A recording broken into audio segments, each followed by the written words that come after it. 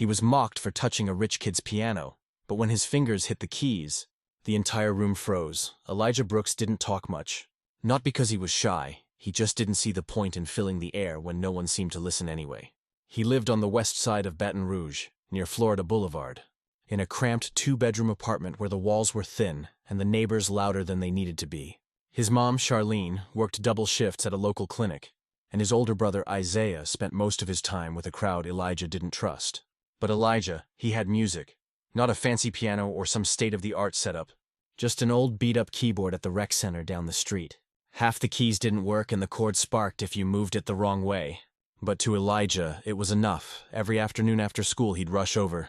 Fingers itching to play, no sheet music, no lessons, just sounds he carried in his head and heart. He played what he felt, sometimes joy, sometimes anger, sometimes silence. No one had taught him, but some things don't need teaching. They just come. At school, Elijah kept his head down. He wasn't a troublemaker, but he wasn't a standout either.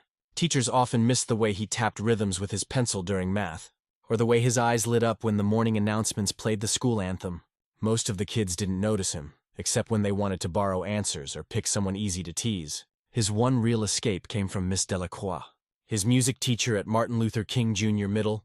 She was the only adult who seemed to see him for more than his quiet. She'd catch him humming during lunch, pull him aside after class, and ask him questions that made him think about chords, scales, how to tell a story with your hands instead of your mouth. You hear the world different than most people, Elijah, she told him once after he improvised a lullaby for a pretend baby assignment. Don't ever let that go, he didn't plan to. Then one Thursday morning just before spring break, the school announced a joint event with Bayside Prep, an elite private school across town. It was billed as a community arts exchange, which meant Elijah's class would spend a day attending workshops and watching student performances at the other school. Most kids groaned. Elijah sat up straight. Bayside Prep, he'd heard of it. Big lawns, uniforms, a cafeteria that served sushi. Rumor was their music department had a baby grand in every room. Elijah couldn't picture that. He'd never touched a real piano before. He'd seen one once, though, at the downtown concert hall. When his class got free tickets to the Philharmonic, it gleamed under the stage lights like something out of a dream. He didn't hear most of that concert. He was too busy watching the pianist's hands. Now he had a chance to see it for himself. Maybe even play one if no one was looking.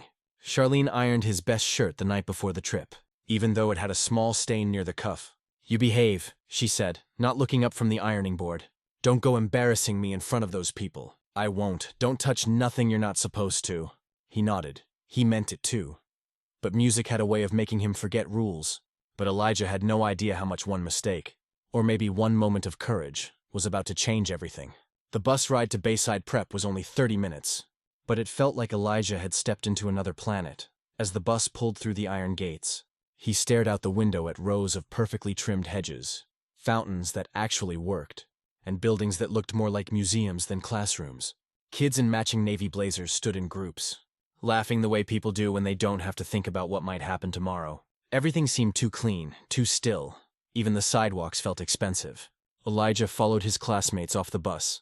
Gripping the strap of his backpack, he didn't say much, just took in the sight of a courtyard with a bronze statue in the center. Some founder with a scroll in one hand and a smug grin carved into his face. Inside, the floors shone like glass. The hallways smelled like lemon polish and fresh paper. No graffiti, no cracked tiles, no teachers yelling from down the hall, just quiet confidence. He walked with the group past displays of student art, framed like it belonged in a gallery. One piece had an actual price tag, $200. Elijah stared. He could draw too, but no one had ever offered to buy his sketches.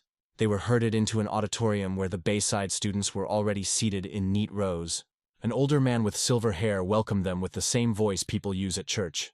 He said a few things about unity and creative expression, and called the event a celebration of talent from all backgrounds. Elijah looked around and counted, out of everyone in the room, he was one of maybe 5 black students. Most of the Bayside kids looked like they'd never missed a meal, never been told not today, never had to wait until Friday for new socks. They watched a short performance by the Bayside Jazz Ensemble. It was good, clean, practiced, even impressive. But something about it felt rehearsed in a way that made Elijah's chest tighten. Not because he wasn't good enough, because he knew he was. But no one here would believe that unless he proved it. They split into breakout sessions. Elijah was assigned to a songwriting workshop in room 208. He walked there with a group of kids he didn't know, staying quiet, while others made jokes about cafeteria food and whose Tesla their parents drove. Room 208 was a music room, all right, but not like the one back home. This one had floor-to-ceiling windows, soundproof walls, and instruments lined up like soldiers. Guitars, violins, a cello in the corner. But what caught Elijah's eye was the piano. A gleaming black Steinway Grand, bigger than any instrument he'd ever touched. The lid was open, the keys polished like bone. The instructor hadn't arrived yet, and most of the kids took seats without much interest.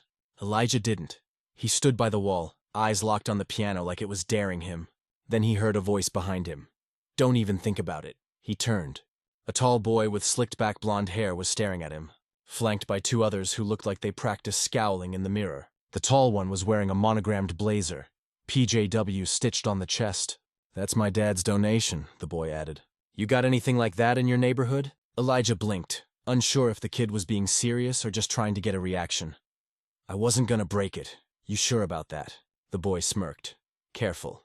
Those keys aren't made for dirty fingers." The words hit like a slap. The room got quieter.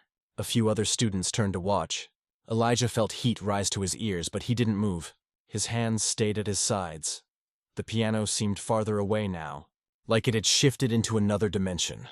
Part of him wanted to walk out, another part wanted to speak, but he didn't trust his voice to come out steady. But then someone behind him laughed, and that was all it took for something inside Elijah to change. Elijah didn't remember making the decision.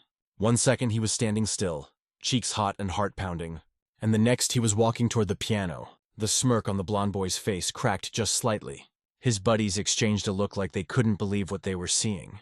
Elijah didn't flinch. He pulled the bench out with both hands and sat down slowly, like he had all the time in the world.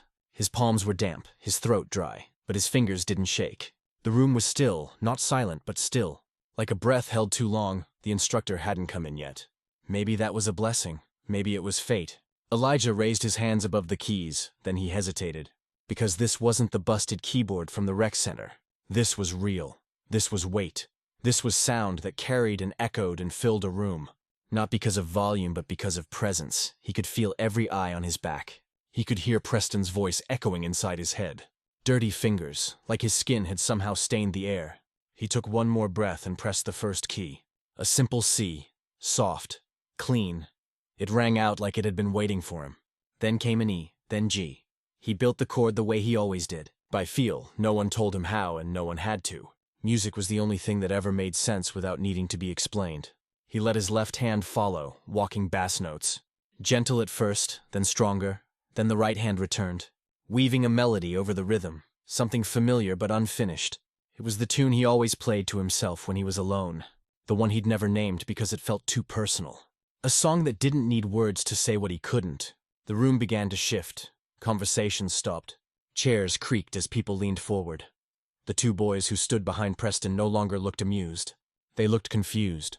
Preston didn't speak, but his mouth tightened, and Elijah, he didn't even notice anymore. He wasn't playing for them. He was playing for the nights he spent alone in his room, listening to the sounds of his city outside his window.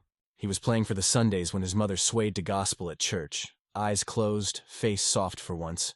He was playing for the version of himself that had never been told. Don't touch that.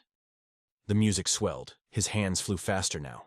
Confident and sharp, it wasn't perfect. He missed a note, stumbled on a chord, but it didn't matter. It was raw, alive, the kind of playing that didn't ask permission. When he stopped, the room didn't react right away. There was a pause, the kind that usually follows a punch in the gut. Then a girl near the back let out a soft whoa. Another student clapped. A few others joined. Preston didn't move. His hands were clenched at his sides. "That wasn't bad," one of his friends muttered. But Elijah heard something else in his voice. It was respect. The door creaked open. The instructor finally walked in. Holding a clipboard, she paused, mid-step, looking from Elijah to the stunned class. "Did I miss something?" she asked. A kid near the front nodded slowly. "Yeah, you did."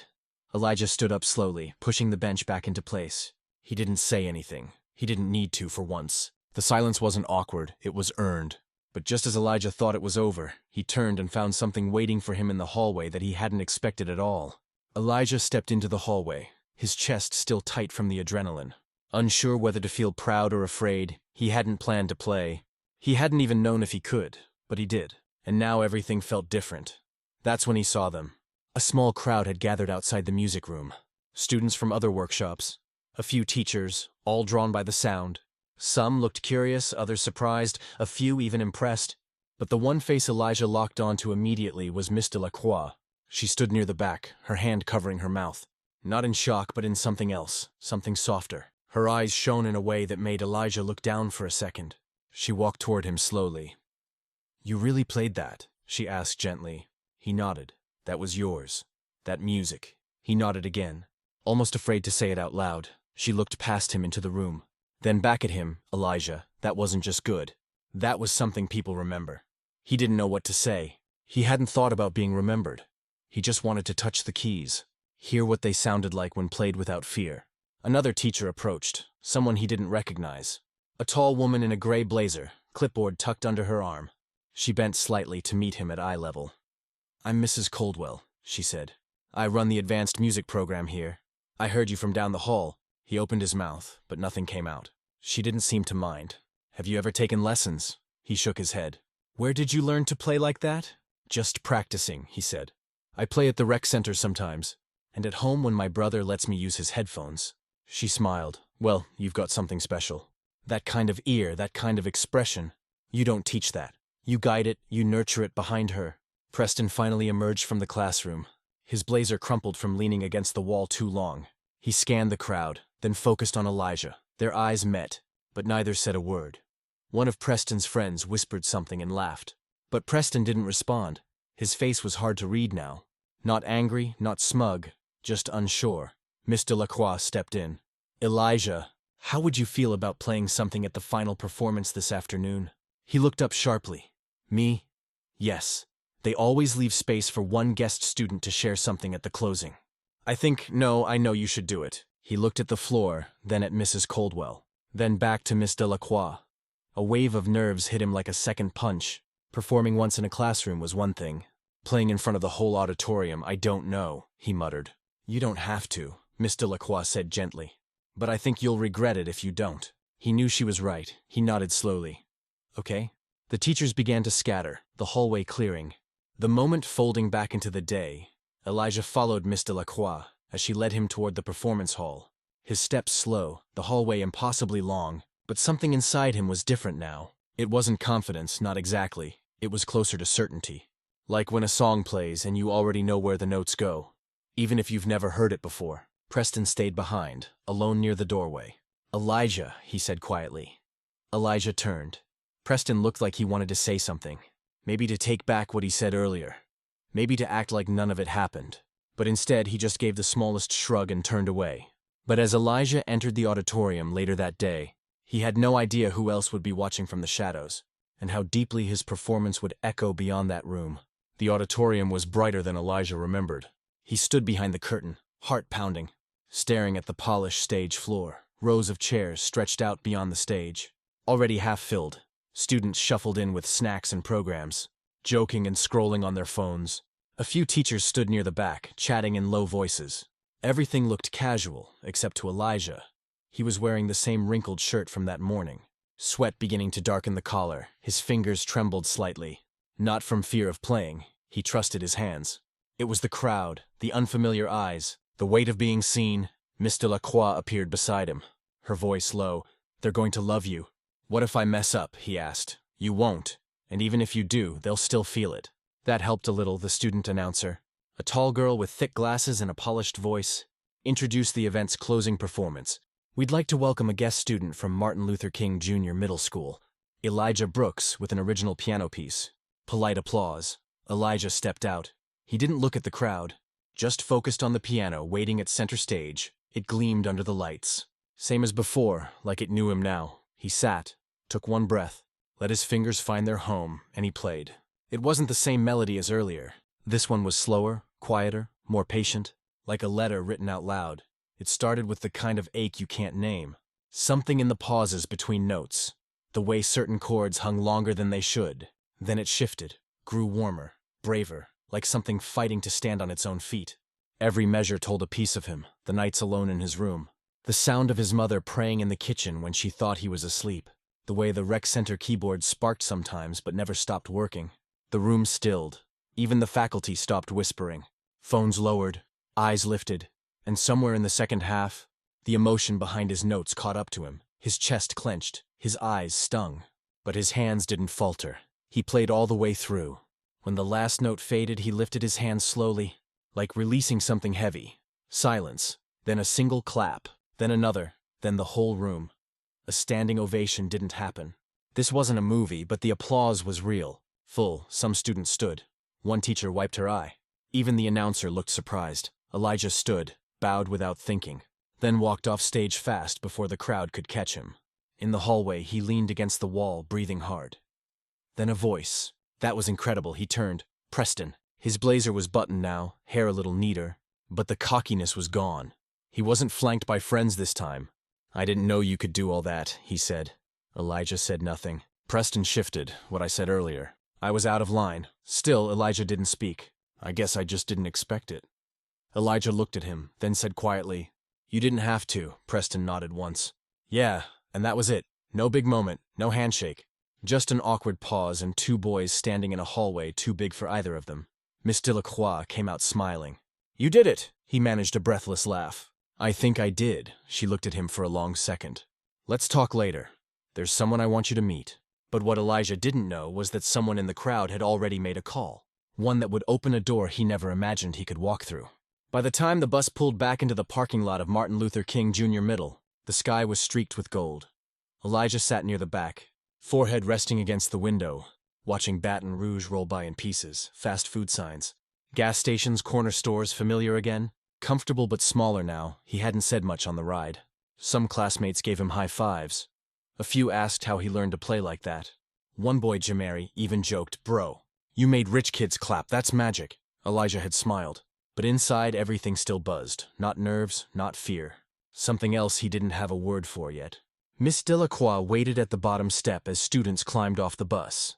"Elijah," she said, pulling him aside gently. "That woman I introduced you to, Mrs. Coldwell, she wants to see you again." He blinked.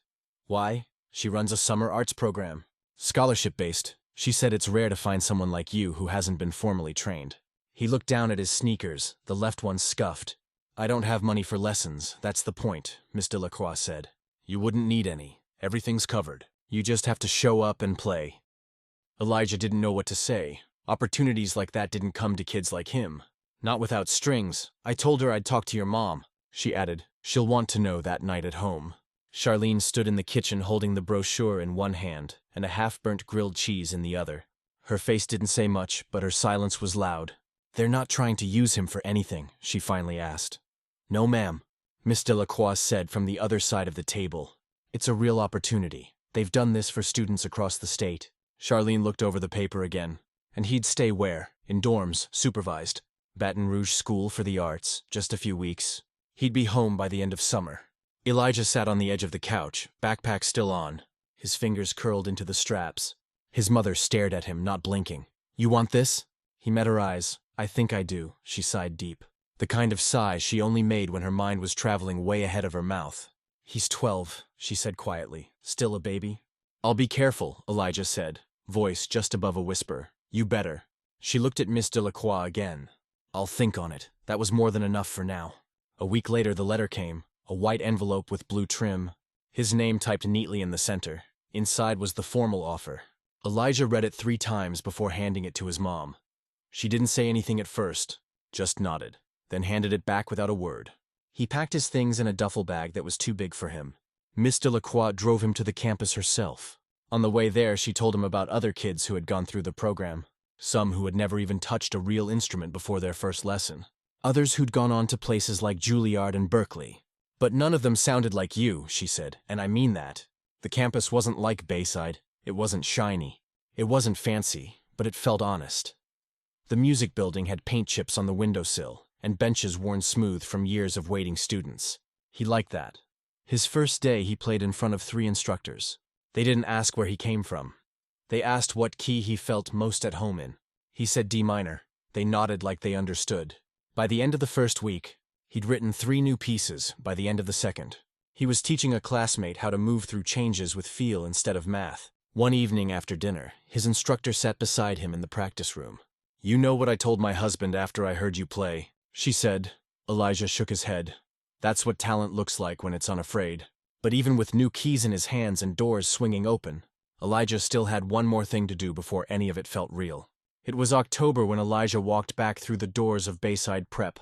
This time he didn't arrive on a school bus, no matching t-shirts, no field trip form in his backpack. He came alone, invited back by Mrs. Coldwell to perform at the annual fall recital. It was her idea. A surprise solo act from a student of the summer arts program. A way to show what raw talent could become with the right support. Elijah had grown a little taller since the spring.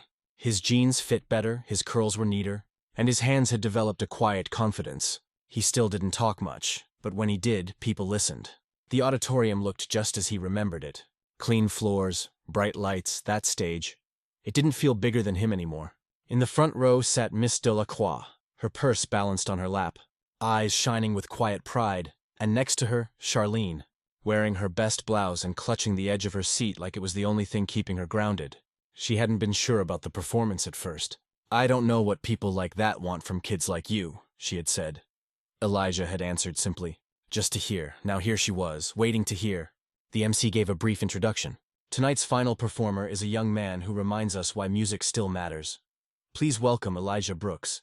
He walked out, not too fast, not too slow, just steady.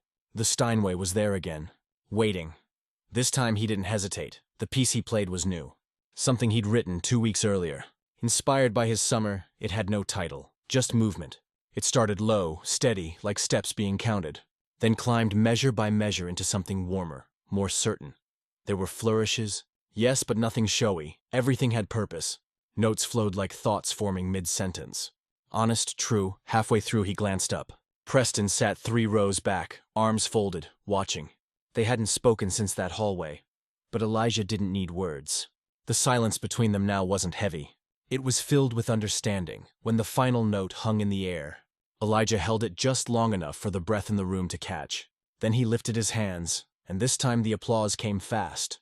Not polite, not hesitant, real. Charlene stood. She didn't clap at first. Just stared at her son like she couldn't believe he was hers. Then quietly she smiled. After the show, people approached him. Teachers, parents, a few students. They asked about his music, where he learned, what came next. He answered as best he could, still uncomfortable with too much attention. But one moment stayed with him most. A small boy, maybe 9, skinny with crooked glasses, walked up and whispered, "That made me want to try piano too." Elijah knelt slightly. "You should, I don't know how. Doesn't matter, just start." The boy smiled. That was enough.